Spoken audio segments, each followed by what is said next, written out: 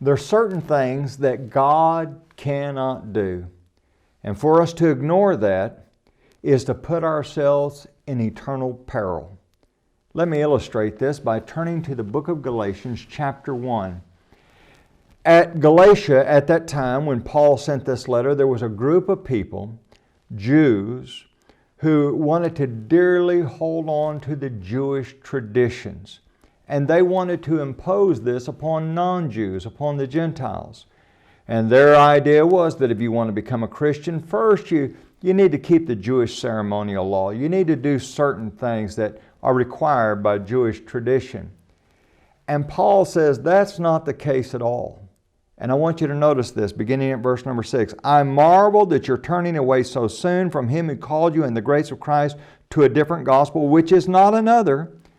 But there are some who trouble you and want to pervert the gospel of Christ. But even if we or an angel of heaven preach any other gospel to you than what we have preached to you, let him be accursed.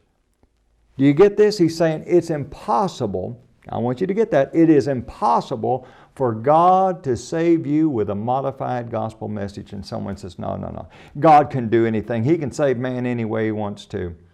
Well, here's the reality. God has decided what He wants, and He cannot vary from that.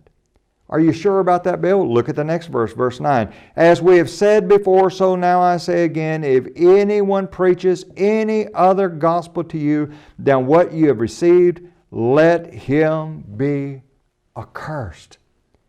And so someone says, well, if God wants to save a person, without baptism, no, that's not possible.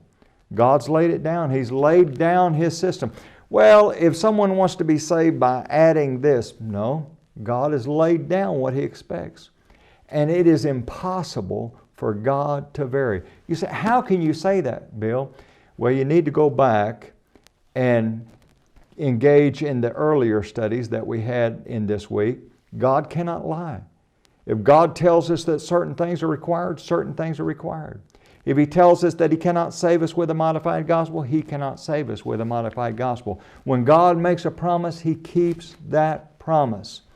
And for us to try to vary from that is to try to violate the will of God. As someone wisely once said, you can break God's law, but in the process, you're going to break yourself. Join us again tomorrow for your Daily 180.